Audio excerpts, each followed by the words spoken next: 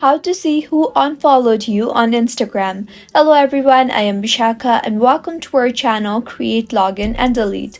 Let's get right into the tutorial. In order to see who unfollowed you on Instagram, open the Instagram application on your device. Go to your profile and tap on the three lines you see on the top right of your screen. Here, tap on your activity. Under information you shared with Instagram, tap on download your information and then tap on request a download.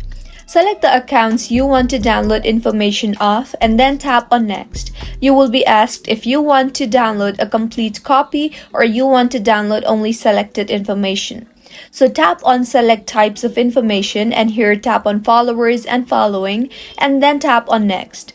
Select the email you want to get notification in and also select the format, media quality and date range and then tap on submit request.